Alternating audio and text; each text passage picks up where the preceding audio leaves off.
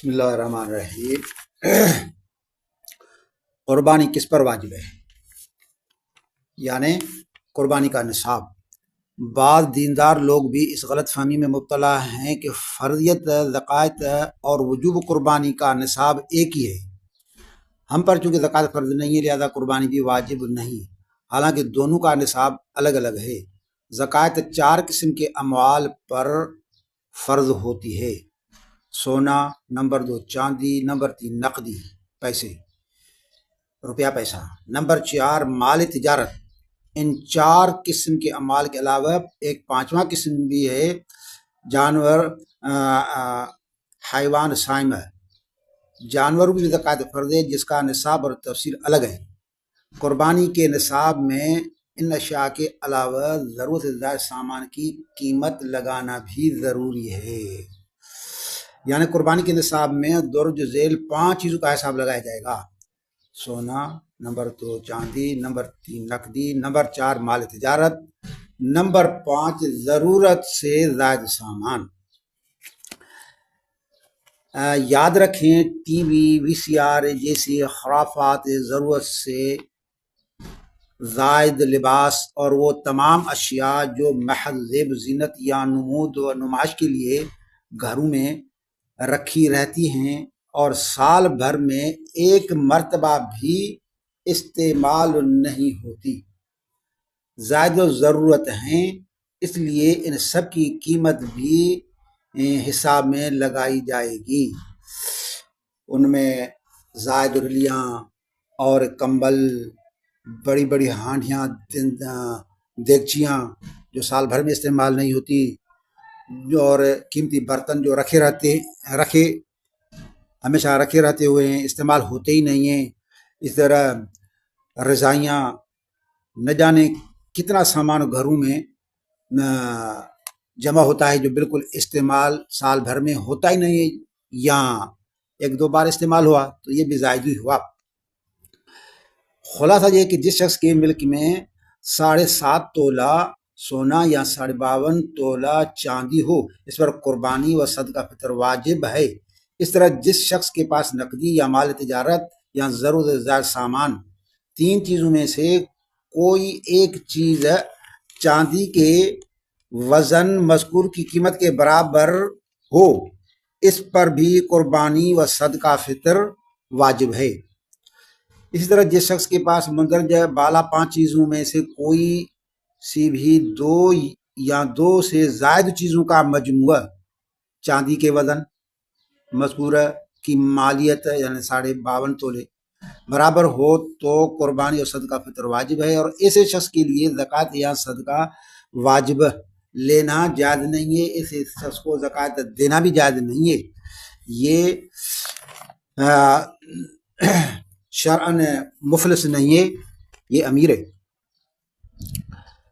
52.5 تولہ چاندی کی قیمت صرافوں سے معلوم کی جا سکتی ہے، چونکہ سونے چاندی کی قیمت بدلتی رہتی ہے، اس لیے کسی ایک دن کی قیمت لکھ دینا غلط فہمی کا باعث ہوگا۔ اس وقت کہتے ہیں کہ 8,000 سے کچھ اوپر فی تولہ چاندی کا ہے، تو ایک صراف سے میں نے پوچھا، انہوں نے حساب لگا کر کہا کہ 4,40,000 رقم بنتی ہے 52 تولہ چاندی کی۔ تو اتنی رقم جس کے پاس ہو، زائد ضرورت سامان بھی اتنی رقم کا ہو۔ کسی کو دیا ہوا قرض بھی نقدی میں شمار ہوگا، لیا ہوا قرض نکال کر نصاب کا حساب لگایا جائے گا۔ تو سونے چاندی پر زکوٰۃ اور قربانی کی تفصیل عموماً یہ غلط فہمی پائی جاتی ہے، حتیٰ کہ بعض اہل علم بھی اس کا شکار ہے کہ جب تک کہ سونا 7.5 تولہ اور چاندی 52 تولہ نہ ہو تو اس پر کسی مال میں نہ زکوٰۃ فرض ہے نہ قربانی واجب ہے۔ حالانکہ وزن کا اعتبار اس صورت میں ہے کہ جب کسی کی ملک میں صرف سونا یا صرف چاندی ہو، نقدی 1 پیسہ بھی نہ ہو، مال تجارت ذرا سا بھی نہ ہو، اور ضرورت سے زائد کچھ بھی نہ ہو۔ اگر 2 یا زیادہ اقسام کے اموال ہوں تو ہر ایک کا علیحدہ نصاب پورا ہونا ضروری نہیں، بلکہ اس صورت میں سب کی قیمت لگائی جائے گی، یعنی ان کو ملایا جائے گا۔ اگر سب کی قیمت کا مجموع 52.5 تولہ چاندی کی قیمت کے برابر یا زائد ہو جائے تو مسئلہ نمبر 1 میں مذکور تفصیل کے مطابق زکوٰۃ، صدقۃ الفطر اور قربانی واجب ہے۔ مثلا اگر کسی کے پاس 1 تولہ سونا ہے اور 1 روپیہ نقدی، 1 روپیہ کیا ہے؟ انتہائی یعنی معمولی نقدی ہے۔ 1 تولہ سونا، 1 روپیہ نقدی، تو دونوں کی مالیت کو دیکھا جائے گا۔ 1 تولہ سونے کی قیمت اگر 50,000 ہے تو 1 روپیہ نقدی اس کے ساتھ جمع کریں گے۔ گویا کہ یعنی یہ پرانا حساب ہے، آج کل تو سونا جو ہے نا بہت مہنگا ہے، بلکہ روزانہ اس کی قیمت بدلتی رہتی ہے، تو یہ صحیح رقم سوناری بتلا سکتے ہیں کہ اس سال کتنی رقم بنتی ہے سونے کی، چاندی کی۔ چنانچہ خواتین کے پاس کئی تولے سونا ہوتا ہے، کچھ نہ کچھ نقدی بھی ضرور ہوتی ہے، ضرور زیادہ سامان کے ڈھیر ہوتے ہیں، مگر وہ زکوٰۃ ادا کرتی ہیں نہ قربانی۔ اس کی اصلاح بہت ضروری ہے۔ گھر کے سربراہ کی قربانی سب کی طرف سے کافی نہیں۔ عموماً یہ دیکھنے میں آتا ہے کہ گھر کا سربراہ قربانی کر لے تو اسے سب افراد خانہ کی طرف سے کافی سمجھا جاتا ہے۔ الگ سربراہ کے علاوہ گھر کا کوئی اور فرد یا افراد نصاب کے مالک ہوں تو ان پر الگ سے قربانی واجب ہے، کیونکہ اپنی ملکیت بھی تھوڑی مجموعی طور پر بڑے کو دیتے ہوں، لیکن انفرادی ملکیت بھی ہوتی ہے۔ تو گھر کا کوئی فرد یا کچھ افراد نصاب کے مالک ہوں تو ان پر الگ سے قربانی واجب ہے۔ اس صورت میں گھر کے سربراہ کی طرف سے قربانی کو کافی سمجھنا ایسا ہے جیسے سربراہ کی نماز کو سب افراد خانہ کی طرف سے کافی سمجھا جائے۔ ہاں، اگر اولاد اپنی سب کمائی والد کو دے دیتی ہے اور اولاد کی ملکیت میں اور کوئی بھی مال، زکوٰۃ اور ضرورت زائد سامان بقدر نصاب نہیں، تو زکوٰۃ اور قربانی صرف والد پر ہی فرض ہے، اولاد پر نہیں ہے۔ قربانی کے لیے مال پر سال گزرنا ضروری نہیں ہے، سال کا گزرنا زکوٰۃ میں ضروری ہے۔ وجوب قربانی کے لیے مال پر سال گزرنا ضروری نہیں ہے، بلکہ قربانی کے دنوں میں بقدر نصاب مال کا مالک کو ہونا ضروری ہے، حتیٰ کہ 12 ذی الحجہ کی شام میں غروب آفتاب سے ذرا پہلے کہیں سے بقدر نصاب مال آ گیا، مثلا ہدیہ میں مل گیا تو قربانی واجب ہو گئی۔ اگر غروب سے پہلے وقت کم ہونے کی وجہ سے قربانی کرنا ممکن نہ ہو یا کسی غفلت کی ہو، مسئلہ معلوم نہ ہو اور آفتاب غروب ہو گیا تو 1 بھیڑ یا بکری کی قیمت صدقہ کرنا واجب ہے۔ شرکا میں سے ہر ایک کا صحیح عقیدہ مسلمان ہونا بھی ضروری ہے۔ صحیح عقیدہ مسلمان جو تمام ضروریات دین پر ایمان و اعتقاد رکھتا ہو، ضروریات دین جن کا ثبوت قطعی و یقینی ہو اور ان کا دین ہونا مشہور اور معروف ہو، اس لیے دین کے کسی بھی امر قطعی و بدی کے منکر کے ساتھ قربانی نہ کی جائے گی۔ عقیدہ ختم نبوت کے منکرین حدیث، وہ شخص جو قرآن مجید میں تعریف کا قائل ہو یا ام المومنین حضرت عائشہ صدیقہ رضی اللہ پر تہمت لگاتا ہو یا حضرات شیخنا ابو بکر صدیق، حضرت عمر رضی اللہ عنہ کو نعوذ باللہ مرتد کہتا ہو۔ نمبر 4، مشرک یعنی اللہ کی ذات یا کسی صفت میں مخلوق کو شریک ٹھہرانے والا، مثلا غیر اللہ کو مختار کل، اللہ کی طرح یا نفع نقصان کا مالک یا عالم الغیب سمجھنے والا ہو۔ مندرجہ بالا عقائد رکھنے والے کا ذبیح بھی حرام ہے، ان سے ذبح نہ کرائیں ورنہ قربانی نہیں ہوگی۔ یعنی جتنے بھی افراد ہیں سب کا عقیدہ صحیح ہو، اگر ایک بھی ایسا مشرک بے ایمان صحیح عقیدے والا نہیں تو کسی کی بھی قربانی نہیں ہوگی۔ قربانی کے لیے ثواب کی نیت بھی ضروری ہے، سب شرکا بنیت ثواب قربانی کرنا ضروری ہے۔ اگر کسی ایک شریک کی نیت قربانی کی نہ ہو بلکہ مراد گوشت کھانے کی نیت ہو تو کسی شریک کی بھی قربانی درست نہیں ہے۔ حرام آمدن والوں کو بھی شریک نہیں کرنا چاہیے۔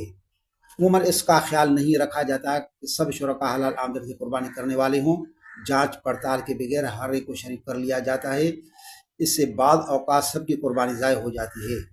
सूदी बैंक, इंश्योरेंस का मुलाजिम या कोई हराम आमदन वाला अगर हराम आमदन से रकम देकर कुर्बानी में शरीक हुआ तो शुरका में से किसी की भी कुर्बानी दुरुस्त नहीं हुई, क्योंकि तमाम शुरका का बनीयत कुर्बत कुर्बानी करना ज़रूरी है और हराम माल से कुर्बत यानी सवाब की नीयत करना जायज़ नहीं है, बल्कि इससे कुफ्र का अंदेशा है।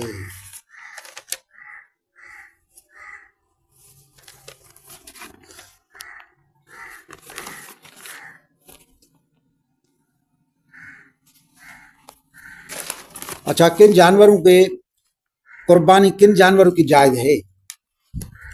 ऊँट, गाय, भैंस, भेड़, बकरी, दुम्बा, इन जानवरों में से हर एक की कुर्बानी दुरुस्त है, ख्वाह नर हो या मादा हो या खसी।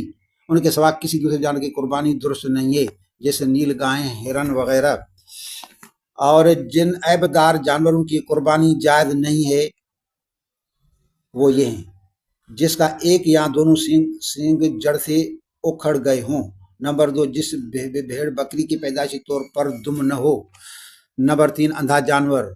नंबर 4, ऐसा काना जानवर जिसका कानापन वाज़ नजर आता हो। नंबर 4, इस कदर लंगड़ा जो चलकर कुर्बानी गाह तक न पहुंच सकता हो, यानी चलने में लंगड़ा पाँव जमीन पर न टेकता हो। नंबर 6, ऐसा बीमार जिसकी बीमारी बिल्कुल ज़ाहिर हो। नंबर 7, जिसके पैदाइशी तौर पर दोनों या एक कान न हो। नंबर 8, जिसकी चकती दुम का या एक आंख की बीनाई का निस्फ या इससे ज्यादा हिस्सा जाता रहा हो। और नंबर 9, जिसके दांत बिल्कुल न हो या अक्सर गिर जाने या घिस जाने की वजह से चारा न खा सकता हो। नंबर 10, जिसे मर्ज जुनून इस हद तक लायक हो गया हो कि चारा भी न खा सके। नंबर 11, ऐसा खारसी जानवर जो बहुत दुबला और कमजोर हो। नंबर 12, जिसके नाक काट दी गई हो। नंबर 13, जिसके थन काट दिए गए हों। नंबर 14, जिसके थन इतने खुश्क हो गए हों कि उनमें दूध न उतरे। नंबर 15, जिस गाय के थन काट दिए गए हों। नंबर 16, जिस भेड़ बकरी के एक थन की घुंडी सर जाती रही हो। नंबर 17, जिस ऊँटनी या गाय के 2 थनों की घुंडियाँ जाती रही हों। नंबर 18, जिस गाय की पूरी या तहाई से ज्यादा ज़बान काट दी गई हो। नंबर 19, जलाल यानी जिस जानवर की ग़िज़ा सिर्फ नजासत और गंदगी है। नंबर 20, ऐसा लागर दुबला जानवर जिसकी हड्डियों में गूंदा न रहा हो। नंबर 21, जिसका एक पाँव कट गया हो। नंबर 22, खुनसा जानवर जिसमें नर मादा दोनों के अलामात हों। तो ये 22 किस्म के जानवर हैं, इनकी कुर्बानी बिल्कुल नाजायज़ है, कोई करेगा तो कुर्बानी नहीं होगी।